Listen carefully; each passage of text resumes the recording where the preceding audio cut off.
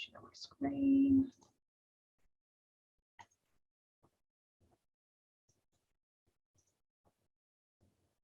Okay.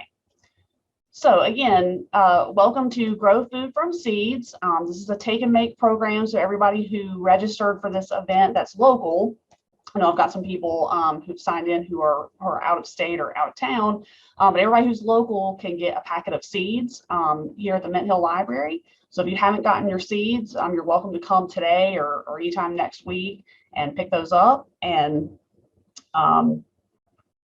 so we're going to go ahead and get started. My name is Jessica Brewer, and again, I'm one of the adult librarians here at the Mint Hill Library, and so I'm super excited to be able to continue offering these gardening programs. This is something that I am passionate about in my personal life, and so it's nice to be able to bring that that experience here to work as well. So you might ask, why bother growing food from seeds? You can go in the springtime, you see seedlings for sale at Lowe's or garden centers, your farmer's market. So, why grow food from seeds?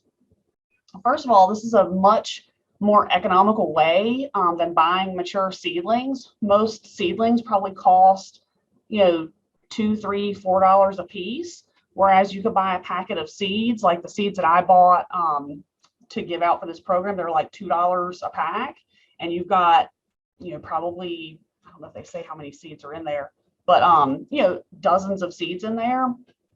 So it's a much more economical way if you want to get into gardening for food. Also, this is, hopefully won't continue to be an issue in the future, but as an example, in 2020, the local farmers market where my husband and I go, and they also had an annual plant sale in the spring. For one, during 2020, because of COVID, the plant sale was canceled. So we knew one of the local farmers at our farmers market, and we knew they were going to still have seedlings at the market. But then they told us that our farmers market almost didn't open in 2020, that the board for the farmers market, it was almost a 50-50 split of whether they were going to open or not because of COVID. And so that kind of freaked me out a little bit, like, oh, wow, what if they hadn't opened? Now, we've developed relationships with some of the farmers, so we would have still been able to get seedlings from our local farmers that are there because we know where they live and, we have relationships with them. But that kind of put a little fire under me, like, oh, we need to get on trying to do some of our own seedlings from seeds, because something else could happen down the road, or if you were not able to get access to the seedlings, then we wouldn't have as much for our garden. So that's kind of a not a normal situation, but stuff happens, and if you can do more of it on your own, then I see that as better. Another thing is you can try more varieties of plants, because there's a lot more seed options than sometimes seedling options at farmers markets. So you might want to try a specific variety of tomato or a specific type of herb that maybe you can't find the seedlings, in the stores or at the farmers market, but you can buy the seeds online or find them somewhere else. And so you could try different varieties, and it's a cheaper way. And if you like it, then you've got the seeds and you can keep growing more of it. It also gives you a good head start on the growing season. If you can start seeds inside and then plant them outside or in containers or however you want to do it, you can get started a little bit earlier. Sometimes the weather is crazy and you don't know what it's going to be like, but if you can get a head start and you've already got your seedlings going, then it doesn't matter if there's, a delay or a plant sale gets canceled. You've already got your stuff started. Another benefit that we found of starting from seed is starting indoors versus direct sowing seeds outside, and then transplanting them can help with pest issues. So one of my favorite things to grow is okra, and for years we had no issues growing okra, direct sowing the seeds in our garden. Then I think it might have been 2020. Twenty twenty was like the year of everything bad. So slugs just completely attacked our okra seedlings, and I had to plant them like 3 times before you know, we got past all the issues with the slugs, and so that delayed our okra production. We didn't get as much production that year. So last year we started really focusing on, we're going to start trying to grow more stuff from seeds ourselves inside. And that really made a big difference. I didn't have to do multiple plantings of okra. The seedlings, they were bigger, so they were able to survive the slugs better. So that can help, you know, with pest issues as well. So getting started with growing from seed, you know, there's a lot of different things to think about. So first, you want to plan, and growing from seed is not something you want to just kind of do on a whim. Not to say you couldn't buy seeds and just try something, but if you really want to be successful and you're really trying to grow more stuff, planning ahead is very important. So obviously you want to think about what you want to grow, and not just what you want to grow as far as food or plants in your garden, but also because if you're going to start them inside, different plants have different maturation times. Some are bigger than others as they start to grow. Some grow faster than others. So you've got to think about, you know, the space you have and where are you going to set them up. And that goes to the next point, where are you going to set them up? You've got to think about your light source and watering. And again, with all the stuff I'm going to talk about today, what my husband and I do ourselves is not what I'm going to say is the gold standard that everybody has to do. You need to think about your space, your growing space, what space you have inside to start, you know, all those things. Not everybody's at the point where they're ready to buy grow lights and all the stuff that we have, but this is really like something that we're very passionate about. So that was like a next step for us, that we're going to, you know, get serious about starting seeds. And the space, you know, depending on how many seedlings you want to grow, you're going to need space for your setup, however you choose to start those seeds. And then as they grow, the plants get taller, and again, because of weather can be different, you might plan, oh, I'm going to plant these on such and such date, and then it's pouring down rain that day, or it gets super cold that week, or whatever, and you might have to wait. So then your plants are going to get a little bit bigger. You've got to make sure you've got room for whatever you're doing. As far as supplies, you know, you obviously need seeds. And so I personally recommend, you know, looking for non-GMO seeds, organic or heirloom seeds. And heirloom seeds are just ones that, you know, have kind of been passed down generation to generation, that they are, you know, I'm like losing my train of thought here. You know, they're a higher quality seed, and they are something that's, you know, been proven over time that they're going to do well and produce well. And then another thing to think about is seed starting mix. So when you're starting seeds, you want to use a different type of starting mix. You don't want to just get like potting soil or like soil or dirt from your yard. Seed starting mix is specifically created to help seeds germinate quicker. And so it's lighter. It doesn't have other things like fertilizer and other stuff mixed in like potting soil might. It's mainly peat moss, but there might be a few other things mixed in, but it's mainly to help keep you know, the perfect medium around that seed to help it get started. Whereas if you're going to, you know, do transplant your seedlings into pots or containers, you know, then you would want to use, you know, potting soil or other types of mediums instead of the seed starting mix. But the seed starting mix is specific to helping seeds germinate and get started better. And then also you want to think about the trays or containers that you're going to use, and think about how are you going to be able to water in those trays or containers in the space where you're going to set up your seed starting area. And then also the light source. So like I said, we have grow lights, and we have a setup in our basement, and there'll be some, I'm going to show you guys some pictures of that in a minute. But don't feel like that's what you have to do. You can set up in front of a window, or set even like a shelving unit or something up in front of a window in your house. We just don't really have a great place to do that at our house, which is why we ended up going with the grow lights and going in our basement. But you know, think about some of those things when you're getting your stuff together and planning out your spot. So continuing to get started with planting and watering.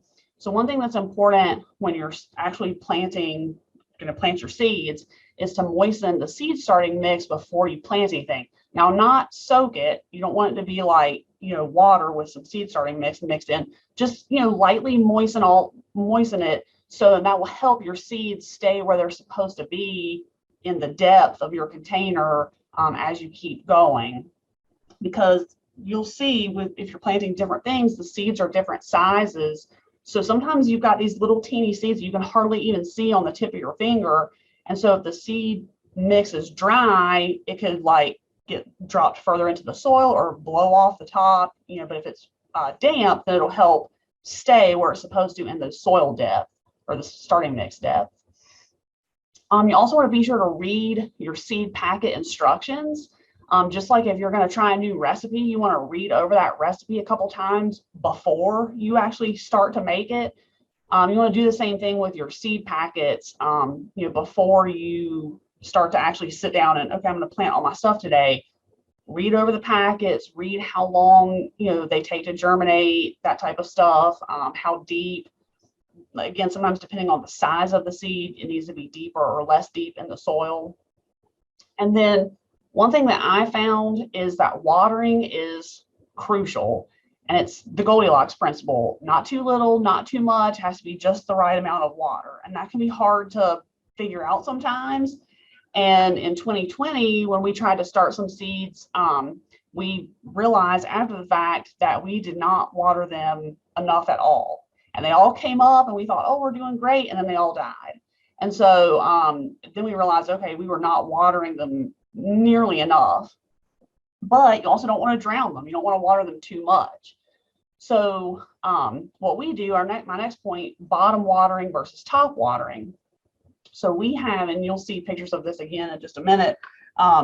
We have seed trays that we use that have like a flat tray in the bottom, and then the seed containers sit in top.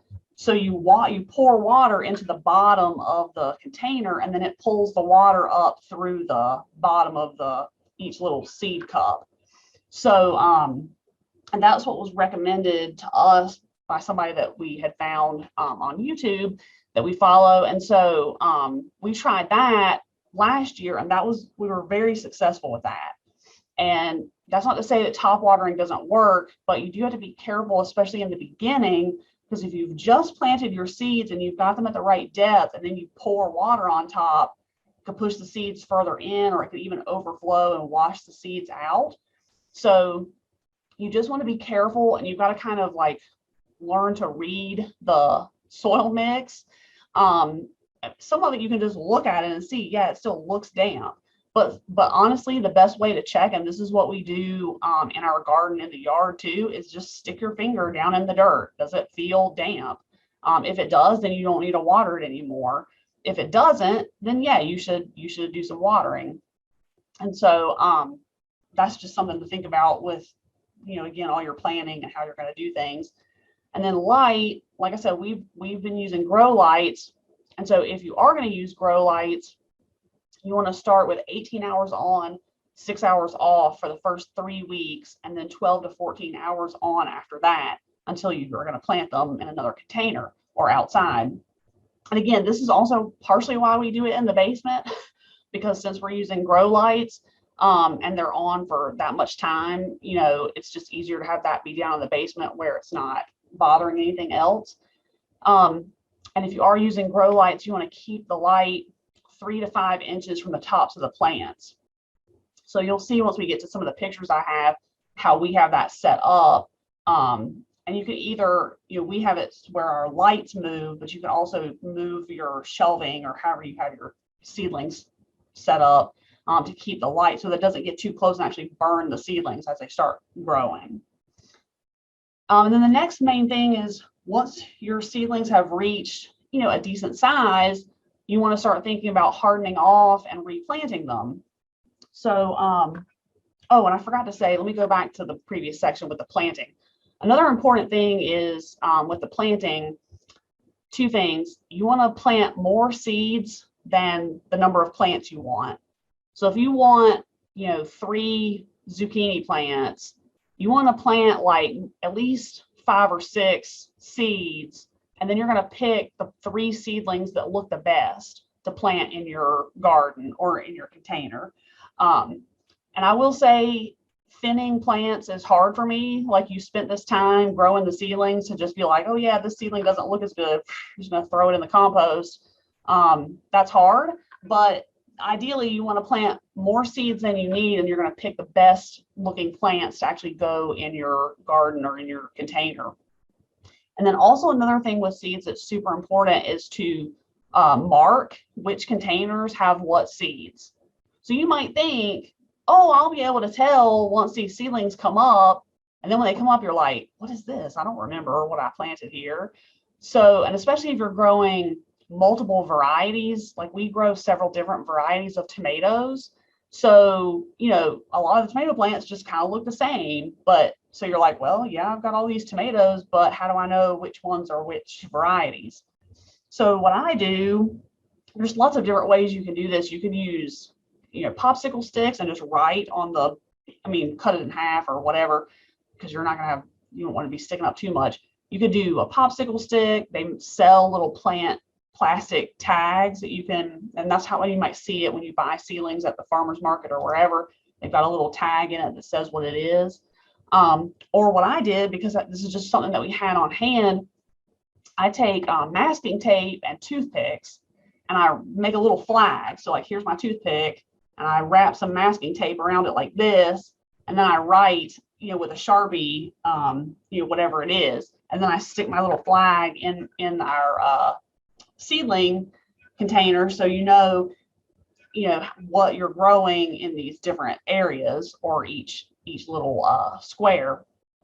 So that's important, because you don't want to, you want to know what you're growing, and you don't want to accidentally get rid of seedlings that you thought were something that they weren't, or forget what something is. And it's important to keep track of what you're doing. But anyway, back to hardening off. So hardening off is preparing your seedlings from, right now they're in your climate controlled inside perfect environment where you've got the right amount of light, the right amount of water, all that stuff, to being able to be outside. So about a week or two before you want to plant the seedlings, you want to start that process. So basically, you're just going to take them outside. And again, you can read more about this, all kinds of places, books, online, or whatever. Sometimes they'll say, like, don't put them in direct sunlight, or put them in partial sunlight, or whatever. You just got to do what works best for your situation. So, we have a deck, and so we carry our trays of seedlings up on the deck. Try to leave them out there during the day, but bring them in at night. So as it's still getting colder at night, bring them in at night, and then, or also bring them inside if it's going to like pour down rain all day, or it is a cold snap for that week. Maybe don't put them outside that week, keep them inside. And then once you've got that hardening off process done, you can plant them directly in your garden beds or in larger or other containers. And now, if you are only, if you're planting stuff from seed to keep it indoors, then you don't need to do the hardening off process. You can just keep it and put it in a bigger container and keep it inside. But again, I'm like writing this as how I do it. So we are planting our stuff outside. So, you can just, once they're hardened off, then you can put them out there. And once you are planting them either in another container or outside, you want to be sure to really water those newly planted seedlings well that day, and especially probably the first week or two, just to make sure that they're getting enough water. One thing that we do when we plant our seedlings is we add a little bit of fertilizer in our garden. So we'll dig the hole for the seedling and put a little bit of fertilizer, organic fertilizer, in the bottom, and then plant the seedling, in there, just to help give it a little bit of extra boost, since it's going from its more controlled environment to being outside. And then this next slide, these are some products that we've used. And again, I am not saying that you can't be successful if you don't have these products. This is just the stuff that we have found works for us and our space. And I can't stress enough that, work with whatever space you have and whatever goals you have. As my husband and I, we've been gardening for like 13, I think this will be our 13th year, growing food in some kind of capacity. And, each year we are improving. Each year we're looking at things we could do different or better or try or whatever.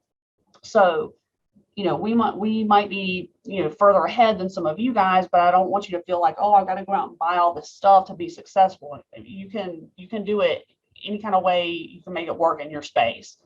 But these are some things that we've used. So the fertilizer that I just mentioned that we use when we plant our seedlings is called Trifecta. And we purchase it from, I've got the website on there, it's migardener.com, which is somebody that we found on YouTube that we really like and we follow. They have a lot of videos and all kinds of information. And they also sell seeds and other products. And then we bought these bottom watering seed trays and plant starter trays through bootstrapfarmer.com. And like I said, that's worked for us, but that you don't have to do it that way. What I like about these seed trays is they're reusable. So you're not throwing something away, you're reusing them every year. Now they do make seed starting containers that are biodegradable, that you just basically take the whole little container and plant it in the ground. You've probably seen those like in Lowe's. They kind of look like, not really cardboard, but they're kind of like brown material. But they're made to just, you take the whole little seedling and just put it in the ground or put it in your container. And then I've got the type of grow lights that we use in our setup. And then we had purchased several of these freestanding shelving units from Lowe's that have adjustable racks, and we use them for all kinds of storage in our basement, but we also use it for our seed starting setup. So I do have a couple of pictures, because I know some of this stuff you're like, I don't know what any of this looks like. So here's a couple of pictures. So the one on the left is one of my favorite pictures because this little skink got into our basement and was like hanging out on the seedling tray. I was like so glad we were able to snap that little picture, because that just made me laugh that he's like soaking up the grow light rays. And then the other two pictures, I've tried to show kind of how our setup is. It's a little bit hard to see because the grow lights are a weird color, so it kind of makes everything look purple. But you can kind of see in the middle picture, we've got our, our seed trays, and they've got the little removable cups that each one of those would have a seedling in it once it starts to come up. And then the one on the right, you can kind of see my little flags a little bit that I was talking about that I made with toothpicks and masking tape. And then you can also see the one on the right. While this shelving unit, the shelves are adjustable, it's kind of a lot of work to move them. So my husband made the lights adjustable. So he attached them to, a piece of wood, and then did some strings to kind of do like a pulley system so we could raise and lower the lights. And again, I'm in no way saying that you have to try to come up with some situation like this to be exactly like this. This is just what worked in our space. So we already had these shelving units, and we were just going to try to make it work in the space that we had. So that's those pictures.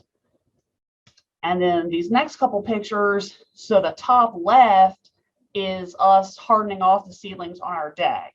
So we took the trays of seedlings up to the deck so they could, start to experience the outside world. And then the bottom left, you can kind of see a little bit closer one of the little tags that I made with the toothpick. And so just to kind of show how it works, how you can use that with the seedlings. And again, for me, because I've been doing this for a while now, most of the other stuff, I can look at it and tell you what it is, but the tomatoes are important because I want to know which variety it is. And so, I keep those tags, because then I also, when we put them out, transfer them into our garden, I have like a garden notebook, and I'll do like a little map of, this bed, this is what I planted in this bed. And so I can make sure I've got it right, so that we know, again, if a certain variety didn't do very well, maybe we won't plant that next year. Maybe we'll try a different variety. So that's just something that we do, to kind of keep track of stuff. But the pictures on the right are ones, once we had the seedlings, our setup, we take the seedlings from underneath the grow lights and put them beside. We have a sink that you can't really see from these pictures, and then we water, get the water in the bottom, and then after about like an hour, 30 minutes to an hour, we pour out the excess water, so there's not excess water hanging out in the bottom of the tray. But this is just some more pictures of our setup and what we do. So now I'm going to get into some different resources. So a couple different online resources where we get our seeds. We've mainly used Victory Seeds and Wilhite Seeds, and I've been happy with both companies. They both have a huge variety of things to choose from. They both are either farm-based, like they produce the seeds themselves, or they buy from local farmers. They focus on open pollinated or heirloom seeds. And like I said, we've gotten all kinds of stuff from both of them, and I've been super happy. Again, that's not to say you can't find heirloom seeds elsewhere. It's just this is where we have found seeds and we've used them and been happy with them. I probably mentioned this in every gardening program that I do. I'm a big fan of the North Carolina Cooperative Extension Office, and they, on their website, they have all kinds of articles and links for information about gardening topics. Also, pre-COVID, they had a lot of in-person classes. I hope that at some point they can get back to having more in-person classes again. We took a canning class through the Cooperative Extension, which was awesome and very reasonably priced. I mean, it's a really good organization, and they really offer a lot. And then YouTube is also a great resource for all kinds of stuff, but specifically for gardening, because a lot of times with gardening, you want to see what you're trying to do. So if somebody's got a video showing you here's step by step how to do something, that can be more helpful than just reading about it. Even though I'm a librarian, I'm a big proponent of reading. Sometimes it is helpful to be able to see. And then also with YouTube, you can find somebody that you really like, and you really like their videos, or you like the information that they're offering, and you can follow them. And that's how we found one of the people that we follow, the MI Gardener, who, even though he's based out of Michigan, so not the same kind of climate as North Carolina, but his videos and information have been super helpful. So we watch a lot of his videos, and we watched several of his videos several times when we were doing our really trying to get serious about seed starting, because there's a lot to take in, and so we really wanted to watch these videos over and over to make sure like we're getting everything right. But YouTube is a very good resource, and you can type in if you're having an issue, why is this happening, why is that happening. You can find all kinds of videos about that kind of stuff, or just general best practices for starting from seeds or gardening or whatever. So some other online resources and just resources in general. So Homesteaders of America is a organization that's kind of newer to me. In years past, my husband and I would often attend the Mother Earth News Fair. They had like a in-person fair, I think 4 different times across the country, and the one in the Southeast was in Asheville, so it wasn't that far for us. But during 2020, like a lot of things, it got canceled. And so we stumbled on the Homesteaders of America conference. And in 2020, they were doing it virtually. They also weren't having it in person.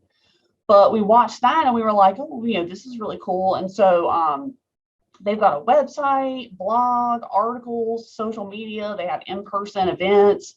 We were able to go to their in-person event last year, which was amazing. And so they have a lot of information. One thing I like specifically about them on their social media, they'll do a post each month about what could you be growing that month. So that's helpful, especially if you're new to gardening or you're not really sure, well, could I even be doing anything in December or January?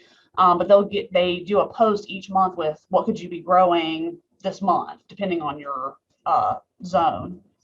And then, like I've mentioned MI Gardener a couple of times, he's got a YouTube channel, a website, a blog. He sells seeds and other gardening supplies on his website, and that's just somebody that we that my husband stumbled on and really liked his videos, and we started watching them. And he's got all kinds of information. So we've watched lots of his videos about all different kinds of things. And of course, you've got your local stores, Lowe's, Pike's Nursery, Tractor Supply. I mean, even your farmer's market. They're going to have, your farmer's market is probably not going to have seeds, but like Lowe's and Pike's and Tractor Supply, they're going to sell seeds and other seed starting supplies. When I went to Lowe's to get the seeds for this program, they already had, and this was, I think I bought the seeds in December because this got rescheduled. But they already had tons of stuff set up, kind of near the garden area. So all kinds of like different seed starting materials and trays, all different kinds of containers. They have a lot of different stuff. I will caution with shopping at Lowe's or whatever, to look for, it would be harder to find chemical free potting soil. And they might have, I know we have purchased seed starting mix at Lowe's before. So, you just want to look at the labels, particularly of that type of stuff, and just make sure, try to get something that doesn't have chemicals in it. And that's how I operate. All those places, you can also buy larger seedlings in the spring. You can get seedlings at the farmer's market too. And also at these places, you're going to have staff who might be able to answer some of your questions or help you with figuring out what you might need. So, that's something to think about too, that they might be able to, they might have staff that can help you with that. And then, let's see. So now we're going to talk about a couple book resources. So again, these are just some suggested reading. It's not like, oh, you have to have read all these books to be able to be successful.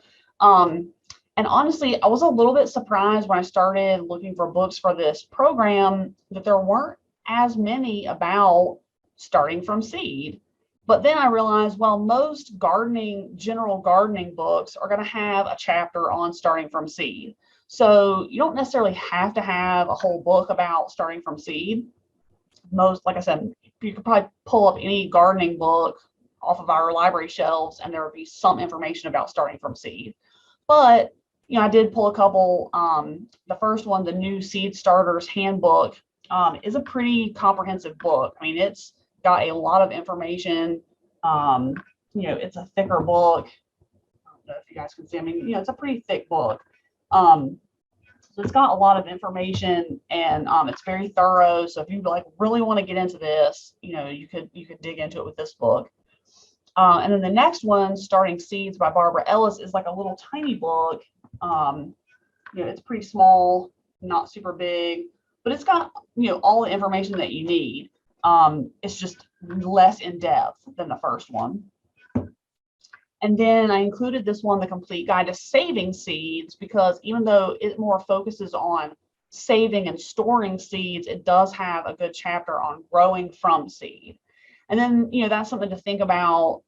Again, like I said, as you're gardening and doing different things and you're progressing, you want to think, well, what do I want to do next? So that's something that my husband and I have talked about. We'd like to start getting into saving seeds. And so then you're not even having to buy seeds to begin with. So you're cutting even more money out of what you're having to spend if you can save your own seeds and then plant them the next year. And we've done that with a few things, but we haven't, done that with everything.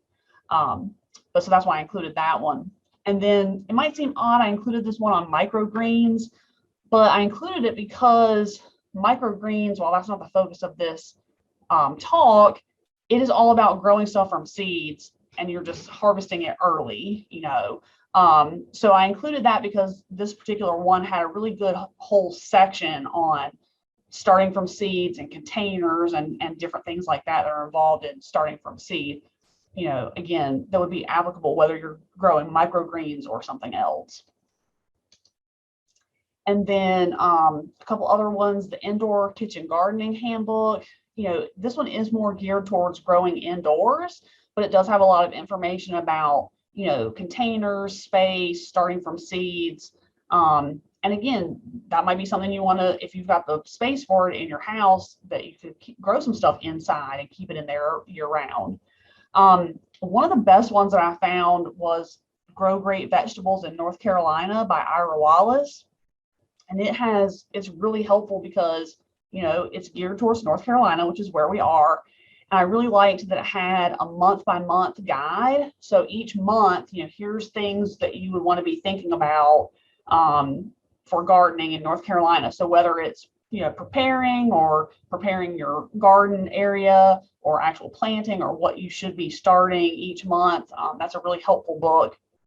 And then he has another book, Timber Press Guide to Vegetable Gardening in the Southeast, which is similar, but it's broader because it's for the whole Southeast region. So it's not just North Carolina, but the whole region. So that's just a couple books that I would recommend. Like I said, almost any gardening book that you pull out is going to have a section on starting from seeds or have some good tips, but these are just some that I found that were a little bit more specific as far as seed starting. So I am going to get out of my PowerPoint now, and we're going to take some questions, and then I'm going to stop the recording once we get back to our questions. Why is it not letting go?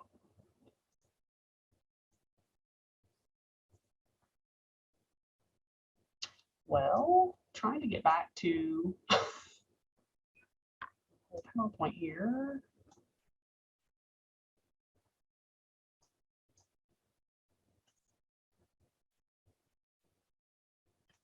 Okay, bear with me. I'm having some technical difficulties here. Oh, here we go. All right.